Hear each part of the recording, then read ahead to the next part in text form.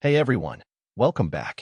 Grab a seat, maybe pour yourself something strong, because the story I'm about to share, well, it's one of those that digs under your skin and stays there. It's about trust, the little things that seem off, and how sometimes the most devastating secrets aren't hidden in locked diaries, but wiped clean every single day right under your nose. It's about my wife, Clara, and the horrifying discovery that shattered the perfect world I thought we built. You know how it is when you're truly happy? Like, blissfully, idiotically happy? That was me. 5 years married to Clara, the woman I adored more than anything. Our life wasn't extravagant, but it was ours. Cozy apartment, inside jokes whispered over dinner, lazy Sundays tangled in sheets. She was vibrant, funny, intelligent, my everything. I honestly believed we had that rare, unbreakable bond. We talked about everything, or so I thought. Looking back now, it's terrifying how blind I was, how easily the mundane can mask something deeply unsettling. It started subtly, almost invisibly. A tiny habit I noticed maybe 6 months ago. Clara was always meticulous, organized. But this was different. Every night, without fail, before she plugged her phone into charge on her nightstand, she'd spend a minute or two tapping away. At first, I didn't think anything of it. Clearing notifications, maybe.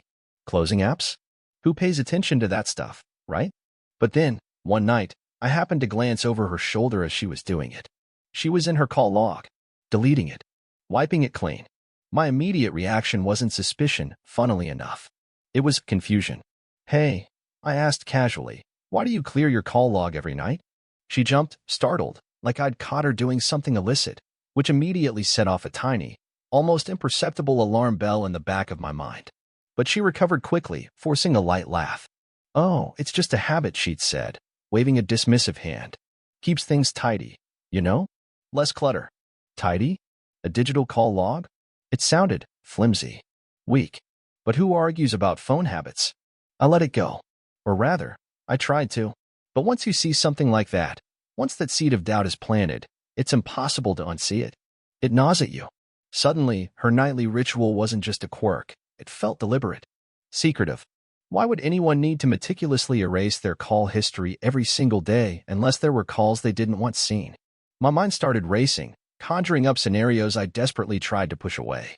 Was she talking to someone I didn't know about? An old flame? Was she in some kind of trouble? The possibilities were endless, and each one felt like a cold stab in the gut. The normalcy of our life started to feel like a thin veneer stretched over something rotten. Every laugh, every shared meal, every "I love you" suddenly felt tainted. Was it genuine? Or was I living in a carefully constructed play, with her hiding a secret script? I started watching her more closely, hating myself for it. Did she seem jumpy when her phone rang? Did she take calls in another room more often? The paranoia began to consume me, turning our comfortable home into a minefield of potential clues and hidden meanings. Her phone, once just a communication device, now felt like a locked box holding secrets that could destroy everything. I tried bringing it up again, gently, a few weeks later. Still doing the nightly log clear-out? I asked, trying to sound nonchalant. Her reaction was instant defensiveness. Mark? Seriously? We talked about this. It's just a habit. Why are you making such a big deal out of it? Don't you trust me? The trust word hit hard. Of course, I wanted to trust her. Desperately. But her defensiveness, the way her eyes wouldn't quite meet mine, screamed that there was more to it. It wasn't just a habit. It was hiding something. The conversation ended there, hanging heavy and unresolved in the air between us. An invisible wall was building, brick by painful brick. The tension was becoming unbearable. I felt like I was walking on eggshells, constantly analyzing her every move, her every word. Sleep became difficult. My mind would race in the dark, replaying conversations, searching for inconsistencies, trying to piece together a puzzle without knowing what the final picture was supposed to look like. Was I going crazy?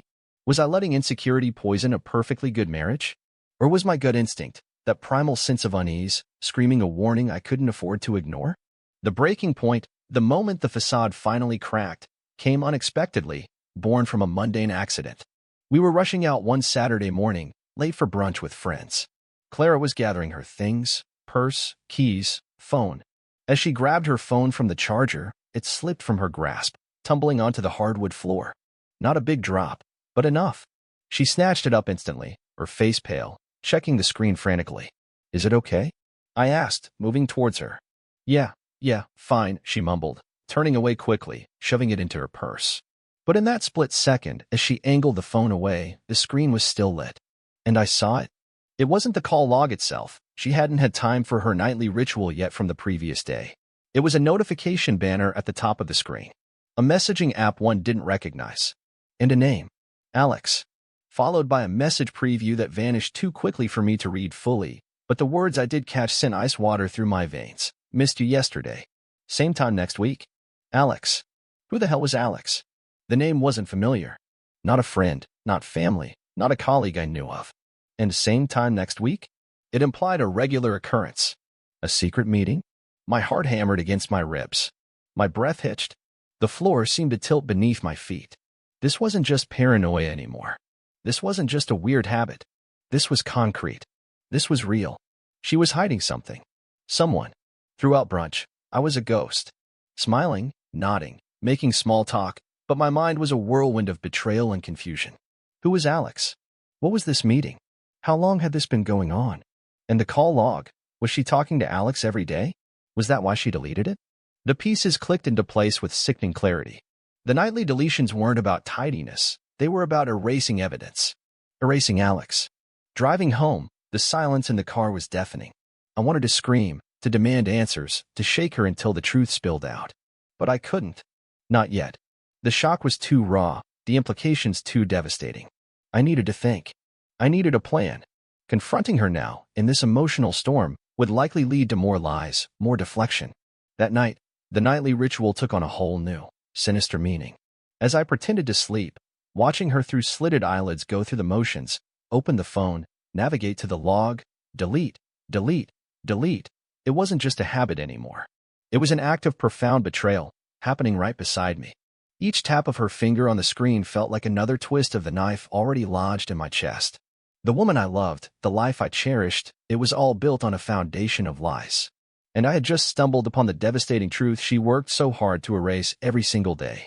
I knew then, with chilling certainty, that our life would never be the same. The question wasn't if our marriage would survive this, but how deep the deception went, and what I was going to do about it. The game had changed, and I was no longer an oblivious participant. I was hunting for the truth, and I wouldn't stop until I found it, no matter how ugly it turned out to be. Little did I know, the path ahead was darker and more twisted than I could ever have imagined. The days following that accidental glimpse of the notification of the name Alex were pure torture. It was like living in a distorted reality where everything looked the same on the surface, but the undercurrents were charged with suspicion and dread. The air in our apartment felt thick, heavy with unspoken words and hidden truths. Every time Clara's phone buzzed, my stomach clenched. Every time she smiled at me, a voice in my head screamed, "Liar." I was drowning in a sea of doubt, and the need to know the full extent of her deception became an all-consuming obsession. I knew confronting her based on a fleeting glance at a notification wouldn't be enough. She'd deny it, twist it, call me paranoid again. She'd already proven herself adept at deflection. No, I needed more. I needed undeniable proof, something she couldn't possibly wriggle out of.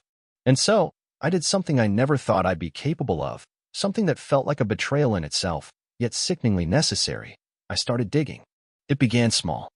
Paying closer attention to her excuses for being late home from work, listening more intently to her side of phone conversations she took in the other room. Her explanations always seemed plausible, just slightly off. A meeting ran late. Traffic was bad. Catching up with an old friend, always a female name I vaguely recognized. But the frequency increased, the details sometimes shifted if I asked about them later. Tiny inconsistencies that, individually, meant nothing, but together painted a troubling picture. Then came the phone bill. We had a shared plan, but it was all electronic statements, something I usually just glanced at and paid. Not anymore. I logged into the account online, my hands trembling slightly, feeling like a common spy. And there it was. Not just the call log itself. She was smart enough to delete that from her device, but the record of calls and texts. It didn't show names, just numbers. But one number appeared with alarming regularity. Multiple calls almost every day, often short, sometimes longer, especially during times she claimed to be busy at work or stuck in traffic. And texts. Dozens, sometimes hundreds, exchanged with that same number each month. My heart pounded as I did a quick reverse lookup on the number. It came back as unlisted, a burner phone perhaps? Or just someone careful. But the sheer volume, this wasn't a casual acquaintance. This was constant communication. This was intimacy. This was Alex. It had to be. The cold, hard data confirmed my worst fears. The daily deletion wasn't just about hiding calls. It was about hiding this specific connection. The knowledge festered inside me like a poison. Seeing her go about her day, laughing, cooking dinner, asking about my work, while knowing she was carrying on this secret life, this constant communication with someone else, it was excruciating. The love I felt for her was battling with a rising tide of anger and disgust. How could she do this? How could she stand there, look me in the eye, and lie so effortlessly? The trust, the very foundation of our marriage, wasn't just cracked. It felt like it had been pulverized into dust. I became withdrawn, quiet. The easy banter between us died. She noticed, of course. "Mark, what's wrong?" she'd ask, her brow furrowed with faint concern. "You seem so distant lately." Oh, the irony. I wanted to lash out, to throw the phone bill in her face, to scream "Alex" until my throat was raw. But I held back. Not out of fear, but out of a cold, calculated need for the right moment. I needed the full picture. This anonymous number wasn't enough. I needed to know who Alex was, what their relationship truly entailed. My obsession escalated. I hate admitting this. It makes me feel sick even now, but I crossed a line I swore I never would. One evening, while she was in the shower, humming a tune completely oblivious to the storm brewing inside me, I picked up her phone. It was locked, naturally.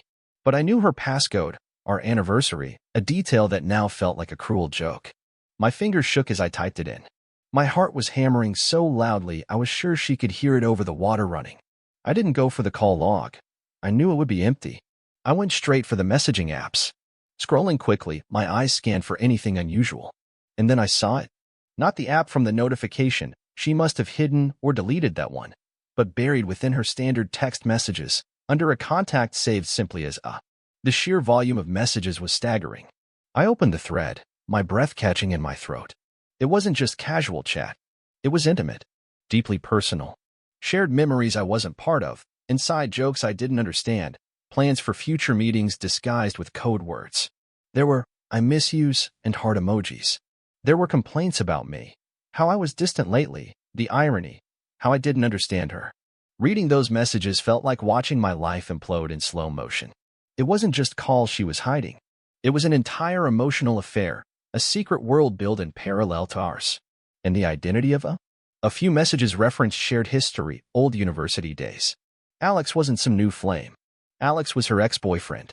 The one she told me was ancient history, someone she never spoke to anymore. Another lie. I felt dizzy, nauseous. I quickly closed everything, put the phone back exactly where it was, my mind reeling. The betrayal was absolute, suffocating. It wasn't just the secrecy, it was the calculated deception, the violation of everything we supposedly stood for. The nightly deletion ritual wasn't just hiding calls, it was meticulously curating her secret life, erasing any trace that might lead me to the truth. That night, I couldn't pretend anymore. The charade was over. When she came out of the shower, wrapped in a towel, smiling softly, the dam inside me finally broke. I didn't yell, not at first. My voice was eerily calm, cold. "Clara," I said, my eyes locking onto hers. "Who is Alex?" Her face went white. Utterly, terrifyingly white. The smile vanished, replaced by panic. What? Who?" she stammered, clutching the towel tighter. "Don't," I cut her off, the anger finally surging, hot and sharp. "Don't lie to me anymore, Clara. I know. I know about the calls. I know about the texts. I know about the daily deletions. I know about Alex." The confrontation was ugly. Tears, denials, then partial admissions wrapped in justifications. "It's not what you think," she cried. "He needed me, he was going through a hard time. So you lied to me every single day?" I shot back, the pain making my voice tremble. "You built this secret life behind my back? Deleted every trace of him, hoping I'd never find out?" She tried to explain, to minimize, talking about loneliness, about feeling misunderstood, about how it was just emotional support. But the excuses felt hollow, pathetic against the weight of the deception. The constant communication, the secret meetings implied in the texts, the meticulous erasure of evidence, it painted a picture far beyond innocent support. She finally broke down, admitting the depth of the emotional connection, admitting she knew it was wrong, admitting she deleted the logs because she was terrified I'd find out and leave her. She swore nothing physical had happened, But at that point, did it even matter? The trust was gone. The intimacy we shared felt like a sham. The woman standing before me, sobbing, wasn't the wife I thought I knew. She was a stranger who had prioritized her secret connection over our marriage, over me. The fight raged, exhausting both of us, leaving the wreckage of our relationship strewn across the living room floor. There were no easy answers, no quick fixes. The discovery wasn't the end. It was the beginning of an agonizing decision. Could I ever trust her again?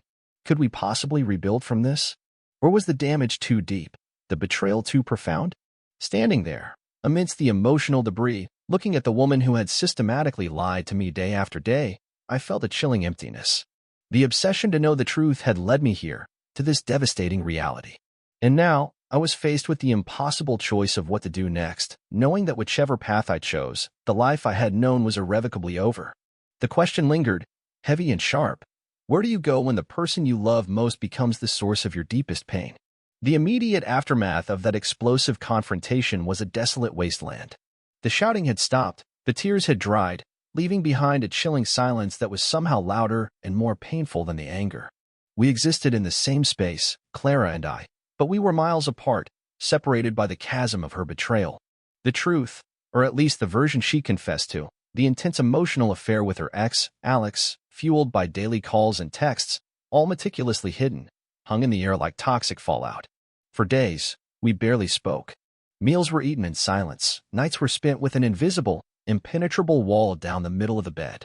Clara was a ghost of herself, her eyes red-rimmed, her movements tentative, radiating guilt and fear. She kept trying to bridge the gap, offering fragile apologies, pleading for understanding. "Mark, please, talk to me," she'd whisper. It was a mistake, a huge, stupid mistake. I was lonely, I felt lost, but it's you I love. Only you. Her words, meant to soothe, only scraped against my raw nerves. Mistake? This wasn't a momentary lapse in judgment. This was a sustained campaign of deception. Months of daily lies, calculated deletions, secret communications. It wasn't just about Alex. It was about the fundamental disrespect she had shown me, our vows, our life together. Every time I looked at her, I didn't just see the woman I loved. I saw the meticulous curator of secrets, the person who could look me in the eye and lie without flinching, the architect of my heartbreak. I wrestled with it constantly. Could I forgive? People make mistakes, right? Relationships face challenges. But this felt different. This wasn't an external crisis. This was a self-inflicted wound, a betrayal from within. The image of her deleting those call logs every night became a symbol of the erosion of trust. How could I ever be sure she wasn't doing it again? How could I live constantly wondering, second-guessing, peering over her shoulder?